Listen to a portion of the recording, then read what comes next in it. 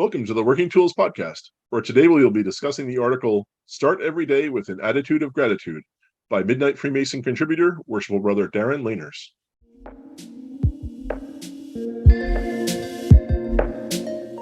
Ladies and gentlemen, brethren all, welcome to the Working Tools Podcast, a casual conversation around Freemasonry. First, it's important to note that our thoughts and opinions are our own and do not reflect those of our Grand Lodge or respective craft or concordant bodies. Please connect with us and ask questions via our website at theworkingtoolspodcast.com.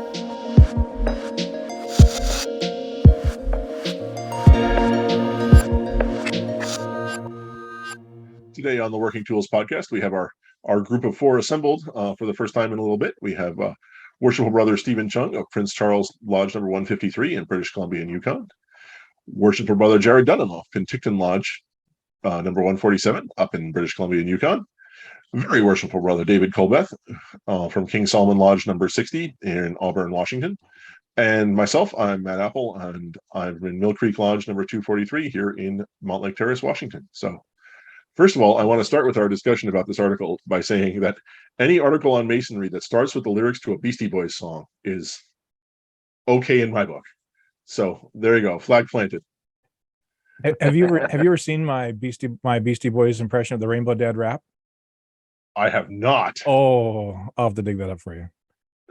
That sounds like an episode right there. There's a Rainbow Dad rap. I created a Rainbow Dad rap.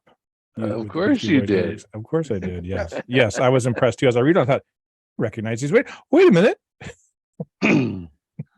These names? Yeah. And that was one of the comments too. I think one of the comments in the article was, yeah. Well, I like this article because a couple of reasons. One, I think it's that season of the year. Both Canada had their Thanksgiving Day and we are about to have our Thanksgiving Day. And I thought, we should be talking about gratitude and how we appreciate each other and how Masonry in general there's an element of gratitude, and we'll hopefully get into that in the next episodes too on thankfulness and things. And I was struck this last week or two, couple weeks, about how grateful I am for a lot of things in life, and to be alive. Some of you know my story a little bit, and literally to be alive is a grateful thing for me. And I'm grateful for the guys here on the show. I'm grateful for my brothers in Freemasonry. I'm grateful for my family and all these other things. And so there's a lot to be grateful for in general. So that's what struck me about this article. Very true. Very true. And I spent that last weekend thinking about, all the things I ought to be grateful for. And,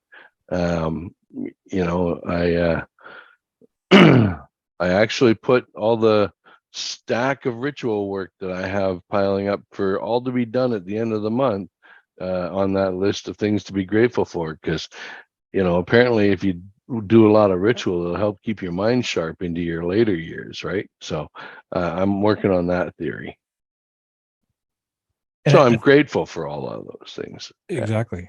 And I think just having an attitude of gratitude, of being thankful for each other. I don't think he listens to the show. One of my lodge brothers, ironically, long time ago, they had a podcast before it was popular. It was on gaming. They did a show on gaming, and I've tried to get him to be connected. He's our debt advisor for our DMLA, and he's a funny guy. And that's he's one of the reasons that keeps coming me back to DMLA is because of him and his efforts and how cool and funny he is. And maybe I'll make him listen to the show so he knows how cool he is. But he, inevitably, not every single time, but more often than not, whenever he sees you, he says something positive about you. And he does that about everybody. I don't think it's just me to try and make me feel better. He does that about everybody. He'll find something. Oh, nice clothes today, or did you get a haircut or something nice, whatever. Hey, you lose a few pounds, whatever, gain a few pounds, whatever, whatever. It's just something. He always finds something to compliment you on or to open the conversation with. I don't know if he does it on purpose or if it's just become natural. And so that's when I made a note about maybe that's something we could look to do. I certainly need that.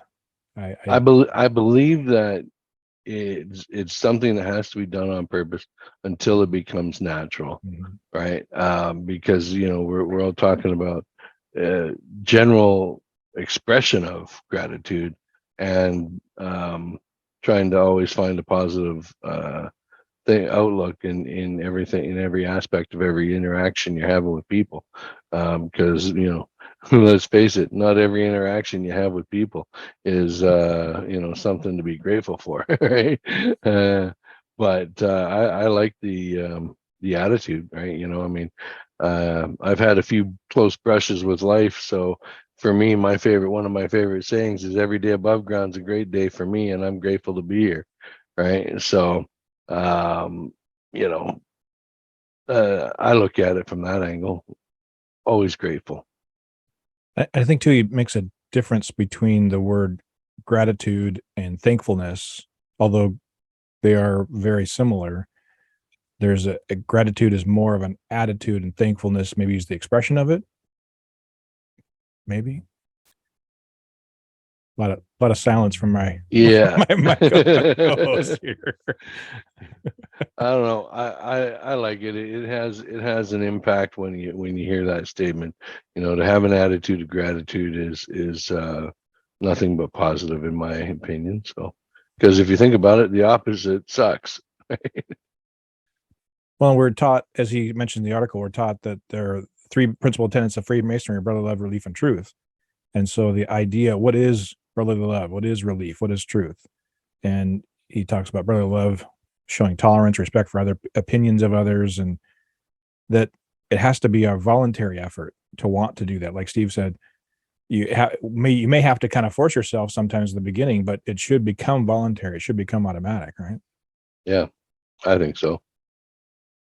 Yeah, I'm not sure how much it speaks to gratitude or not, but the sort of one of the things he said struck a chord with me was that the whatever, you hold the door open for a stranger, sort of, so what? It's being grateful for people in your life, that is important, kind of thing. I'm paraphrasing badly, but it was in sort of 2/3 of the way through the article, as I recall. But what struck me was that it was, there's that whole familiarity breeds contempt thing, right? If you can assume the best about some guy you just met, but if it's your whatever, somebody you've known at work for years, all their foibles and their things that they did 3 years ago that really pissed you off, and being grateful for those people is sometimes much more difficult than being grateful for whatever, the guy who just brought you a pizza. Yeah, I noticed Jarrod is very quiet. I'm the grumpy guy. I actually disagree with all of you guys. Really? Well, come on. How is that? I think. Well, first off, holding the door for someone, I don't see how that. If you're spending, if being grateful for something becomes second nature to you, then are you being truly grateful? Because being grateful for something requires you to actually reflect seriously upon that which you're being grateful for. So I always find it trite when people when someone can always find something good about something, but that's because they're not actually pondering what is really happening. And I don't think I should have to be grateful for that. Okay, I can't use that word. The person who I'm not happy with at work, that I'm not grateful that they're in my life. I'm grateful I don't have to deal with them all the time. I was gonna say, are you a one-man shop? Just out of curiosity. I am a one-man shop, but Oh, there you go. Then. Sometimes that other guy in the office is a bit of a jerk. Right? Exactly. Yeah. He hasn't got the printer working yet.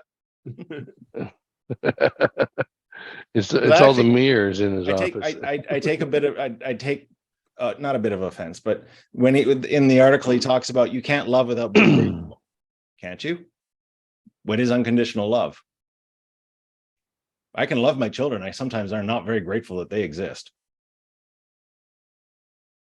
Like if you aren't grateful, are you truly love it? Can you truly love something? Like I find the art. This is my problem with the article, is that it is the arguments that it puts forth are not supported by any real evidence. Like as I said earlier when we were in the green room, what do we call the room? What do we call ourselves before we actually start recording? Blue room? That like sure. The author should have taken a little bit more time listening to the lectures in the fellow craft degree when they're talking about grammar, rhetoric, and logic. is that, when you're going, and this is just the structural thing with the article, is that he argues points that he assumes that everyone agrees with him. Because I kept finding myself saying, well, can't you? Well, can't you? And there's nothing in the article that tells me that I'm wrong by asking that question. Maybe I'm just not a very grateful person. I don't know. Great, but not grateful, eh? So wow, you said it. I didn't.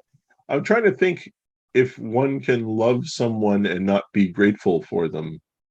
All the time. Because if you're not grateful for them, do you truly love them then? That's the argument he's putting forward, or at least that's my takeaway from that argument, is that if you're not grateful for them, you don't truly love them. And I think there's a vein of that to some extent. I suppose you may be grateful for somebody and not love them, though. I think that may be true. I don't necessarily love. I guess depends on how you use the word love, right? I'm not in love with somebody, but I love my brothers. And so I'm grateful for them. But are you always grateful for them? And when you're not grateful for them, do you still love them? Because the argument he put forth is you can't have one without the, oh my God, it's like, the peanut butter and chocolate, two things that go great together. I think they have to be intertwined. Maybe you're not happy with somebody, or maybe you don't agree with them. I think you can have gentle discourse and maybe have a disagreement, or not be happy with somebody. But I think deep down, if you truly love somebody, you have to have some level of gratitude about them. Maybe not. No, I don't disagree with that statement. I'm the contrarian in the group. I will always throw out the counter argument to whatever they're writing. It's a great point. Yeah, it's a great point. And I don't know that I don't think he expected the four of us to tear his article apart necessarily. Well, and so he shouldn't put it out in the public then. No, it's great because I think it allows others to think about other things they're reading too and say, hey, is that true? Challenge the ideas. It's great to challenge the ideas. Just because somebody speaks and writes as if it's fact doesn't necessarily mean it is. Like you're saying, do we all have to believe it? No, that's one man's opinion. So how he talks about it becoming another working tool, the idea of gratitude to help us be better and help us make others better, through the idea of gratitude being a tool to use daily. Would you agree with that? But we have kindness and but kindness isn't gratitude. And I would agree with that. And actually, I would agree with that. Because it is because the working tools are there to help make us better. When we sit and reflect on that which we are grateful for at the end of the day, even if it's one thing, even if it's just something as simple as, oh, I finally got to watch that show. It makes us better people because we accept the things in our life that make us happy, make us grateful. I guess I can only come up with grateful, but it's when you sit back and look at your life and think of the things that you're grateful, it makes you a better person because you are more willing to accept things that may not necessarily go your way because you know that things have gone your way.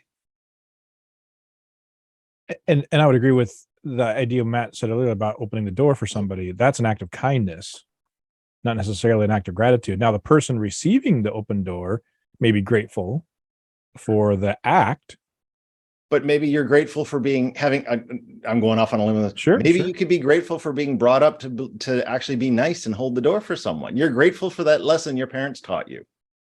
You may not, or whoever. Yeah, absolutely. Isn't that many times the idea of giving is that it's not so much the recipient, but the giver. They they get as much gratitude or as much satisfaction out of the idea of giving. Yeah. Because I know I was actually at a coffee shop yesterday with a friend, and as I was leaving, there was a young lady that was coming in, and I was about to open the door and hold it for her, and she held it for me, and I was grateful that she did. So, because, it shows that there are younger people who aren't, and I can't say that word again. Or it just shows that she's respecting your age. Yeah. Oh, I firmly accept my age. I am absolutely not, even though I'm the youngin in the group here. I find myself thinking, so I hadn't before when I read the article, but gee, thanks, Jarrod, making me think. I find myself thinking about if there's some kind of, this isn't the right terms, I'm sure, but some kind of passive gratitude where you're, whatever. Oh, that was nice kind of gratitude. And then there's like a sit down in a quiet place and think, hey, I'm grateful for whatever, my children or my wife or whatever. I think that's the difference between thankful and grateful. Thankful is a passing, oh, they did something nice, I'm good, I'm happier. Grateful is when you sit back and you think, they did something nice for me, which made me in a really good mood, and then I went off and did something nice. So I'm really grateful for the kind turn that someone did for me, because it pushed me to do something nice for someone else that day. And I'm grateful they made a holiday for that, because I'm grateful they made a holiday for that, because, I sat there the whole day thinking of all different things I could be grateful for that I would not normally have sat there and reflected on any other time. Interesting thought. The day itself made me pause and think of other things to be grateful for.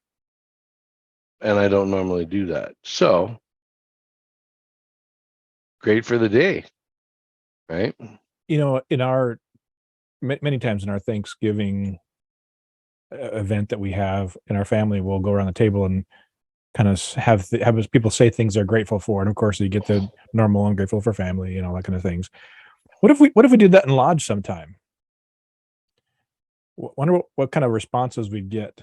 Probably it would be very similar, or do you think? And what if we announced it ahead of time? So hey, give a couple weeks or a month even. Hey, we're going to be talking about the subject. Here's an article to spur your, maybe a podcast link to for those contrarians, and then had that discussion in lodge. What is gratitude, or what is gratitude? Well, that could make for an interesting education piece next Monday when we're doing not having a Master Mason degree. Yeah, we're postponing it, and so maybe we'll do that. That could be interesting exercise.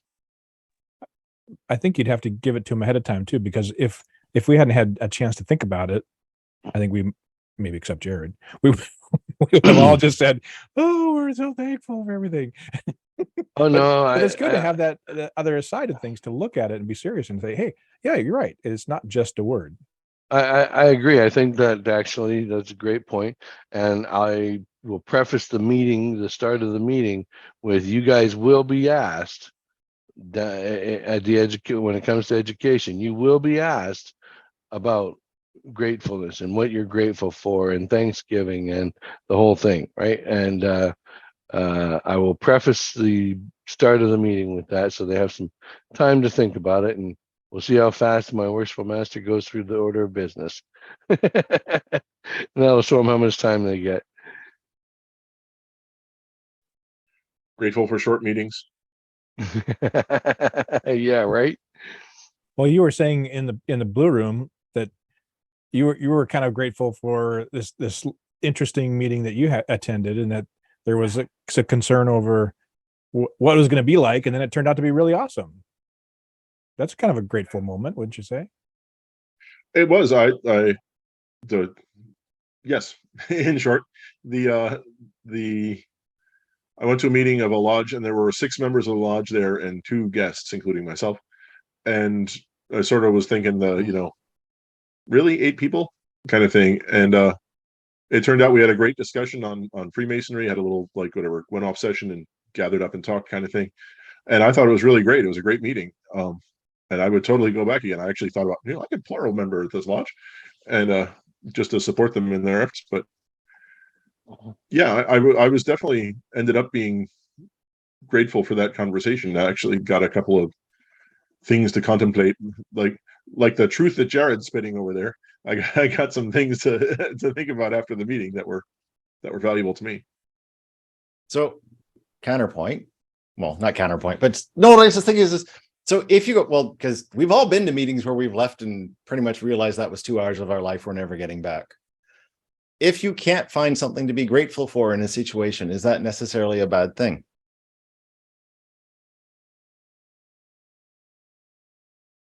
And I'm the thinking, let's go. drops the mic.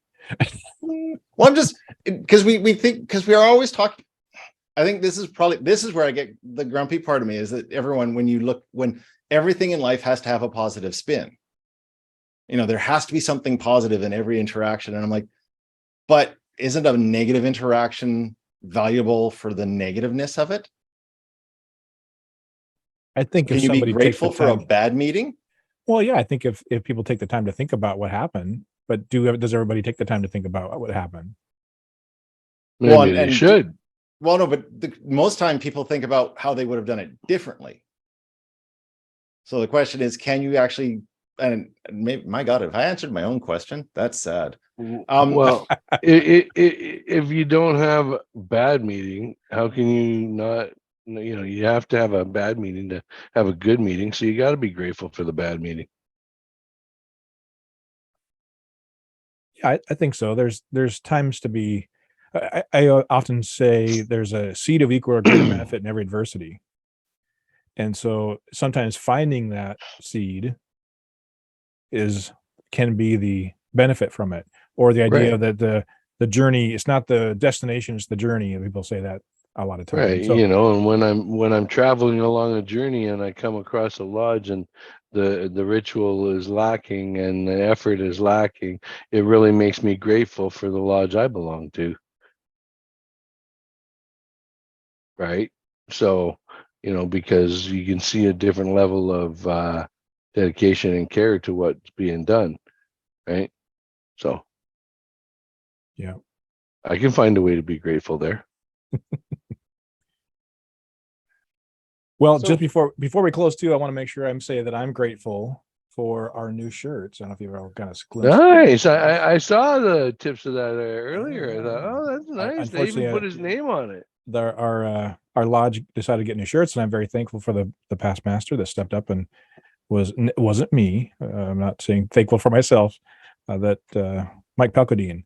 So I really appreciate Mike. He and I are kind of a yin and yang. Many times we disagree on a lot of things, but there's a lot of things we agree on too. And I'm really thankful for him. I don't think he listens to the show, but I so am thankful for him and doing that. And it's kind of a cool thing. So yeah.